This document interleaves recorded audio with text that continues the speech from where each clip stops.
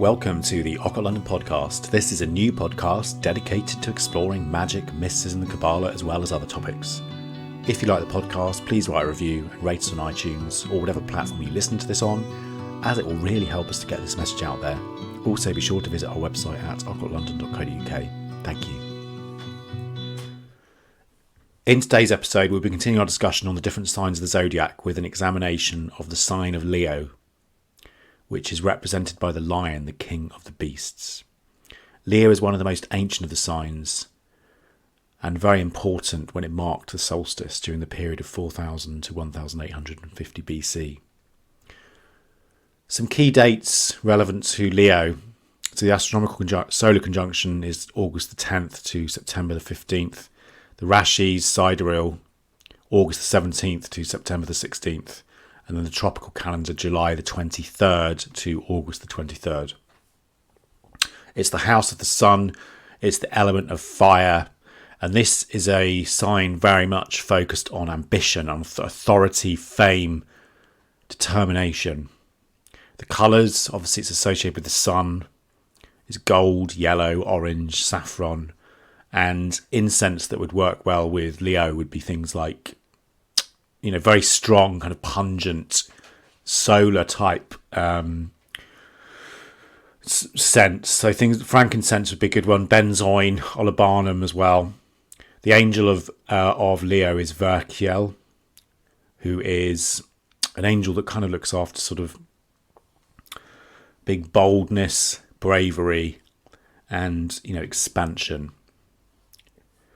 Leo is a constellation of stars, and it lies between Cancer and Virgo in the Zodiac.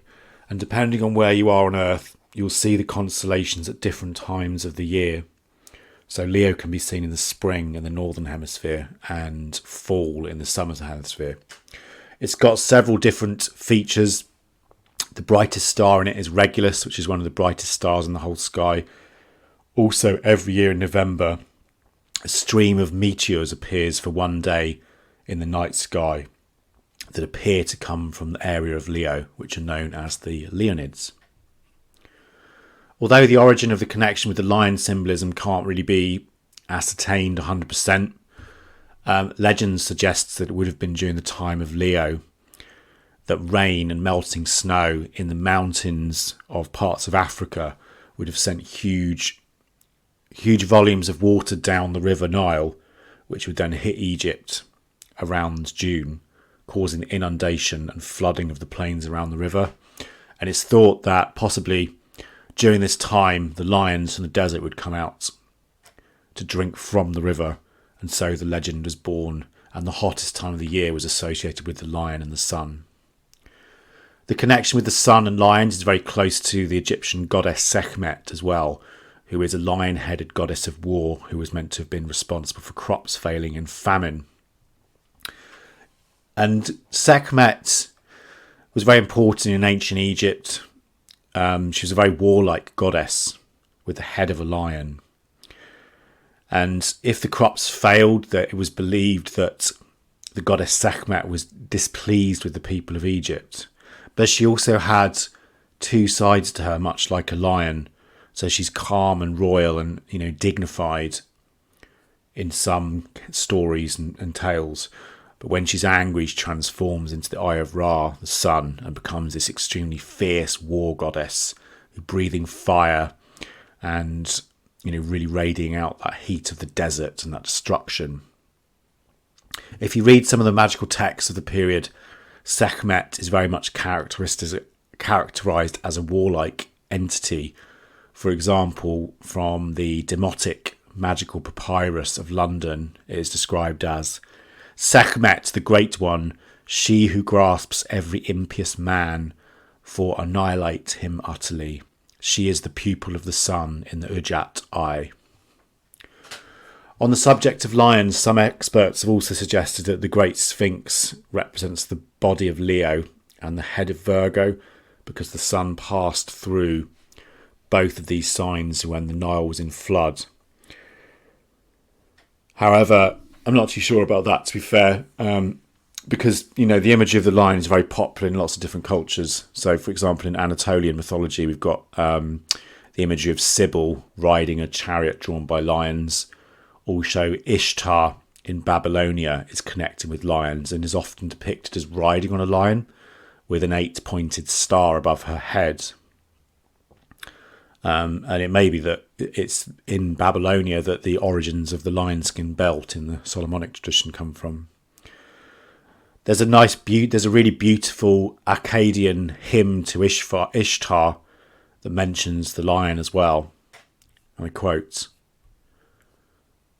"The light of heaven who blazeth like the fire art thou, O goddess Ishtar, when thou fixedst thy dwelling place in the earth. Thou who art strong as the earth, thee the path of justice approaches thee. When thou enterest into the house of man, O hyena, a springs to the lamb art thou, a lion who stalks in the midst art thou." So traditionally the stories and myths around Leo, like much of the sort of star mythology, are connected to the story of Hercules and the Nemean lion.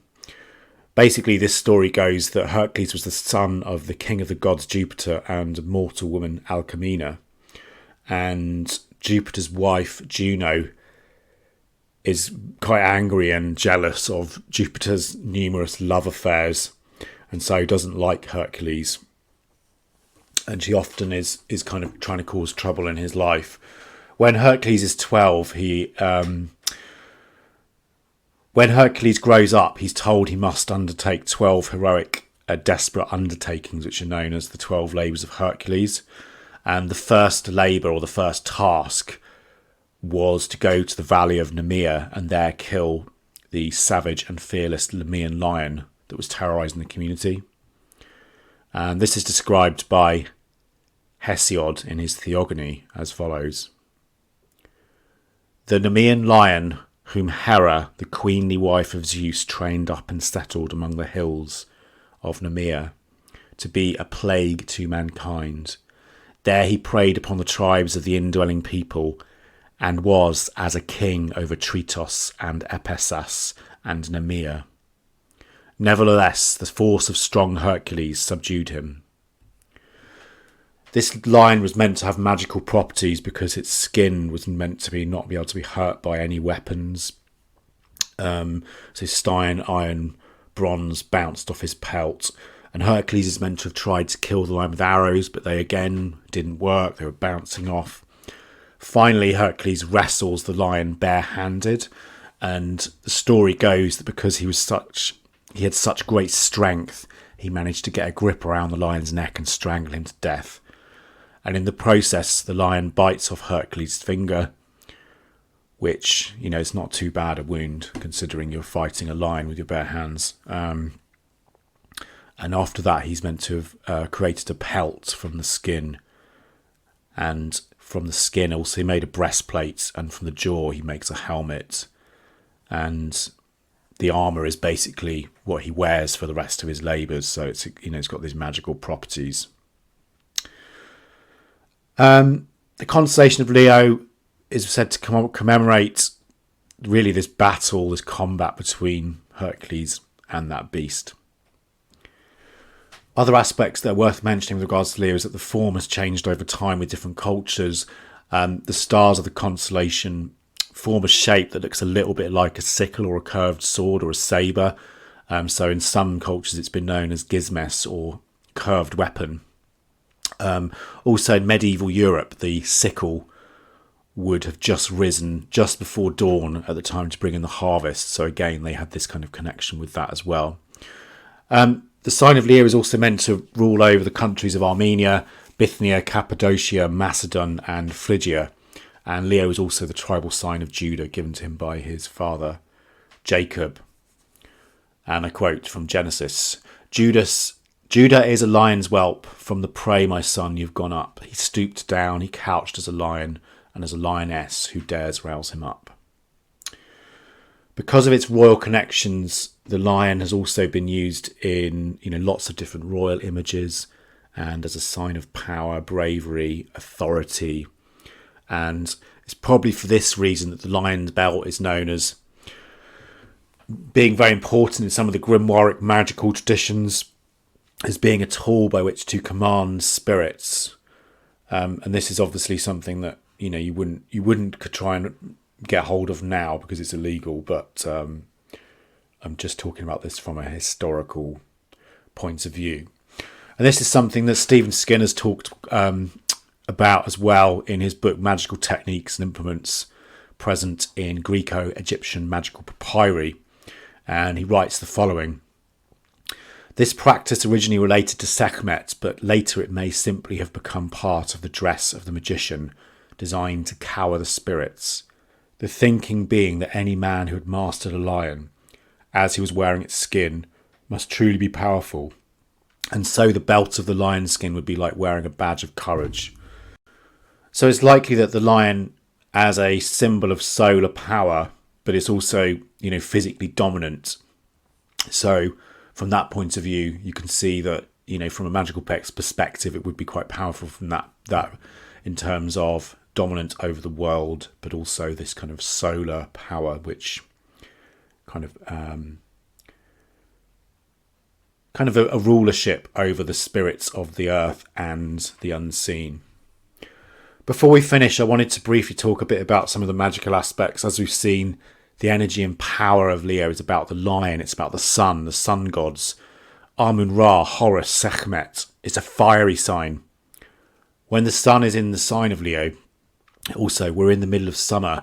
So, the seeds that we laboured to plant in the coldness of winter are now bearing fruit, and the long hot days are inviting us to chill out, have a drink and enjoy life. This is a real kind of solar energy. The energy of the lion and Leo can therefore be really good to sort of boost creative projects, build confidence, build your personal brand, and also kind of create, significant connections with your higher self. It must be remembered that the higher self in the Kabbalah sits within Tiferet. So we're looking up from Malkut through the mirror of Yesod towards Tiferet. Also, it's important, this is a fiery sign, so it's very much connected with willpower, with action, with drive, so it can be utilised in that way. And a really great, significant, interesting point about the lion, it's about uniting our inner world and our outer world as well, where we find balance and authority over all aspects of our kingdom. We literally become ruler, enthroned, crowned. As the great Tibetan yogi Milarepa wrote, "When you run after your thoughts, you are like a dog chasing a stick. Every time a stick is thrown, you run after it. Instead, be like a lion who, rather than chasing after the stick, turns to face the thrower. One only throws a stick at a lion once." Thanks very much for joining us this week on the Occult London Podcast. Hope you've enjoyed it. Please check out our website at occultlondon.co.uk. Thanks and good night.